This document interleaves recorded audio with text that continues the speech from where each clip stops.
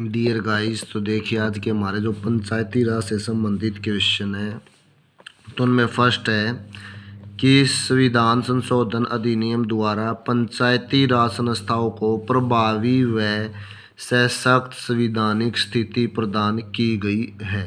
तो कौन सा संविधान संशोधन है भाई? ये 73वें संविधान संशोधन के द्वारा जो पंचायती राज संस्थाओं को प्रभावी व सशक्त संवैधानिक स्थिति प्रदान की गई है। कौन सा भाई? 73वां। नेक्स्ट देखो, ग्राम पंचायत क्षेत्र में पंजीकृत समस्त मतदाताओं ग्राम सभा है। ग्राम सभा क्या है भाई? ग्राम सभा हम किसे कहते हैं? ग्राम पंचायत क्षेत्र में पंजीकृत समस्त मतदाताओं की सभा, यानी इसे हम क्या बोलते हैं? ग्राम सभा बोलते हैं। ग्राम सभा क्या होती है भाई? जो भी गांव होता है उसमें जितने भी पंजीकृत समस्त मतदाता होते हैं, यानी जिन्हें वोट डालने का अधिकार होता है, और इनकी आयु कितनी होती है भाई? 18 वर्ष या 18 वर्ष से ऊपर की आयु के ऐसे व्यक्ति जो क्या भाई उस गांव के अंतर्गत आते हैं, उसे हम क्या बोलते हैं? ग्राम सभा कहलाती है। नेक्स्ट क्वेश्चन देखो, ग्राम पंचायत के सरपंच का चुनाव किया जाता है। तो ग्राम पंचायत के सरपंच का चुनाव किसके द्वारा किया जाता है? ग्राम सभा द्वारा निर्वाचित पंचों के द्वारा। तो ये भी गलत है। ग्राम पंचायत क्षेत्र के पंजीकृत मतदाताओं द्वारा प्रत्यक्ष निर्वाचन द्वारा। तो ग्राम पंचायत के सरपंच का चुनाव कौन करता है भाई? ग्राम पंचायत क्षेत्र के अंतर्गत जो पंजीकृत मतदाता है, यानी ऐसे व्यक्ति जिनकी आयु 18 वर्ष से ऊपर और जिनका क्या भी वोटर कार्ड यानी वोट कार्ड बना हुआ, वो वोट डालकर इसका चुनाव करते हैं, ग्राम पंचायत के सरपंच का निर्वाचन करते हैं। तो हमारा बी ऑप्शन क्या होगा? इसका करेक्ट होगा। नेक्स्ट देखो, वर्तमान में राज्य में पंचायती राज संस्थाओं में समस्त पदों पर कितने प्रतिशत स्थान महिलाओं के लिए आरक्षित है? तो कितने प्रतिशत स्थान आरक्षित कर दिया गया? महिलाओं के लिए 50% स्थान आरक्षित है। नेक्स्ट क्वेश्चन है हमारा, शहरी स्वशासन निकायों को प्रभावी व सशक्त संवैधानिक स्थिति प्रदान करने वाला संविधान संशोधन अधिनियम है। तो कौन सा अधिनियम है भी? ये संविधान संशोधन अधिनियम 71वां, 72वां, 73वां, 74वां। तो कौन सा भी? ये 74वां संविधान संशोधन अधिनियम है, जिसमें क्या शहरी यानी शहरी जो स्वशासन निकाय हैं उनको प्रभावी सशक्त संविधान स्थिति प्रदान करने वाला अधिनियम किसे कहा जाता है? 74वें अधिनियम को। नेक्स्ट देखो, शहरी निकायों के निर्वाचित सदस्य कहलाते हैं। तो शहरी निकायों के निर्वाचित सदस्य क्या कहलाते हैं भाई? इन्हें हम क्या कहते हैं? सदस्य। क्या कहलाते हैं? सदस्य। नेक्स्ट क्वेश्चन है, 5 लाख से अधिक जनसंख्या वाले शहरों में स्थापित शहरी निकाय है। तो 5 लाख से अधिक जनसंख्या वाले शहरों में स्थापित शहरी निकाय को हम क्या कहते हैं भाई? नगर निगम कहते हैं। नगर निगम क्या होते हैं? नगर निगम ऐसी संस्था होती है जिसमें क्या भाई 5 लाख से अधिक की आबादी होती है, तो उसे क्या नगर निगम घोषित कर दिया जाता है। किसके द्वारा किया जाता है? राज्य सरकार के द्वारा। नेक्स्ट है, नगर परिषद का अध्यक्ष कहलाता है। तो नगर परिषद के अध्यक्ष को हम क्या कहते हैं? मेयर, महापौर। तो क्या कहा जाता है इसे? सभापति। क्या कहा जाता है भाई? सभापति कहा जाता है।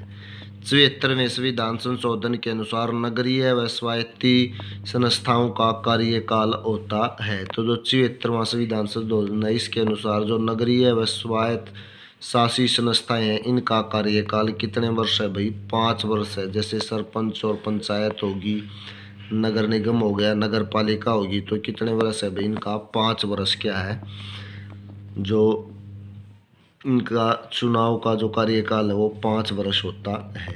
1 लाख तक की आबादी वाले शहरों के लिए नगर निकाय, यानी जिन शहरों की जनसंख्या 1 लाख तक होती है उन्हें क्या कहते हैं भाई?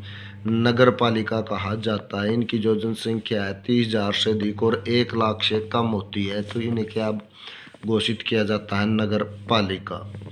नेक्स्ट देखो, 73वां व 74वां संविधान संशोधन अधिनियम संसद द्वारा किस वर्ष पारित किया गया था? 73वां व 74वां संविधान संशोधन नगर परिषद संशोधन अधिनियम संसद द्वारा कब पारित किया गया था? ये देखो भाई, ये किया गया था 1992 में। कब पारित किया गया था? 1992 में। भारत में स्थानीय स्वशासन के जनक थे। भारत में स्थानीय स्वशासन का जनक किसे माना जाता है भाई? लॉर्ड रिपन को स्थानीय स्वशासन का जनक माना जाता है। नेक्स्ट है, नगर परिषद का मुख्य कार्यकारी अधिकारी होता है।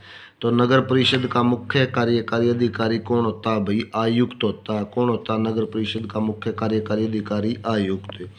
स्थानीय स्वशासन विषय है, यानी जो स्थानीय स्वशासन है ये कौन सी सूची के अंतर्गत आता है? तो 3 सूची होती है, राज्य सूची, संघ सूची और समवर्ती सूची। तो स्थानीय स्वशासन भैया राज्य सूची के अंतर्गत आता है। किसके अंतर्गत आता है? राज्य सूची के अंतर्गत। नेक्स्ट है, निम्न में से कौन सा कर स्थानीय स्वशासन संस्थाएं नहीं लगा सकती हैं? तो कौन सा कर है भाई? आय कर है, जो स्थानीय शासन संस्थाएं नहीं लगा सकती हैं।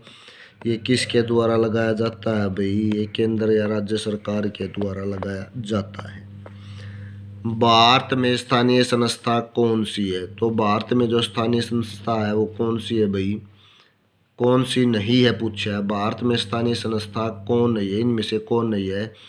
नगर निगम भी स्थानीय संस्था है, नोटिफाइड या एरिया कमेटी ये भी स्थानीय संस्था है, प्रशासनिक काउंटी ये क्या है भाई? प्रशासनिक काउंटी क्या स्थानीय निकाय संस्था नहीं है। बाकी ये तीनों नगर निगम, notified area committee, cantonment board ये तीनों क्या है भाई? स्थानीय संस्थाएं हैं। नेक्स्ट हमारा क्वेश्चन है, निम्न में से कौन सी नगरीय स्थानीय स्वशासन निकाय नहीं है? यानी नीचे जो दिए गए हैं उनका है कि इनमें से निम्न में से कौन सी नगर स्थानीय स्वशासन निकाय नहीं है? तो कौन सा नहीं है भाई? तालुका कमेटी स्थानीय स्वशासन निकाय नहीं है। बाकी नगर पालिका, cantonment board, town area committee ये तीनों क्या हैं? नगरीय स्थानीय स्वशासन निकाय हैं। तालुका कमेटी क्या है भाई? ये नगरीय स्थानीय स्वशासन निकाय नहीं है। नेक्स्ट है, नगर पालिका अधिनियम में संशोधन के बाद अब नगर निगम के अध्यक्ष या महापौर का चुनाव होता है। जो नगर पालिका अधिनियम है इसमें कुछ संशोधन किया गया था, तो उसके बाद अब नगर निगम के अध्यक्ष या महापौर का चुनाव कौन करता है? तो इसका जो चुनाव है भाई, नगर निगम के अध्यक्ष या महापौर का चुनाव नगर के पंजीकृत मतदाताओं द्वारा प्रत्यक्ष रूप से किया जाता है। यानी उस नगर में जो भी पंजीकृत मतदाता है वे अपना वोट प्रत्यक्ष रूप से डालकर अपने नगर निगम के महापौर या अध्यक्ष का चुनाव करते हैं। तो ये हमारा करेक्ट ऑप्शन होगा। नेक्स्ट देखो, पंचायती राज अधिनियम 1994 की धारा 13 के अनुसार, कौन सी भाई? पंचायती राज अधिनियम 1994 की धारा 13 के अनुसार 1 लाख की जनसंख्या वाली पंचायत समिति में कम से कम कितने सदस्य चुने जाएंगे? तो 1 लाख की जनसंख्या वाली जो पंचायत समिति है उसमें कम से कम कितने भाई? 15 सदस्य चुने जाएंगे। कम से कम पूछा है कितने? 15।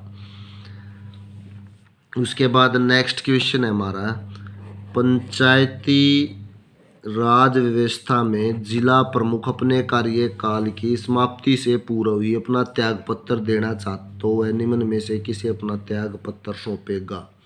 यानी पंचायती राज व्यवस्था में जो जिला प्रमुख है, ये जो चुनाव के द्वारा जिला प्रमुख चुना गया है, तो अपने ही कार्यकाल में अगर वो अपने पद से त्याग पत्र देना चाहता है तो अपना त्याग पत्र किसे देगा? तो अपना जो त्याग पत्र है भाई वो देगा संभागीय आयुक्त को। किसे देगा? संभागीय आयुक्त को अपना त्याग पत्र देगा।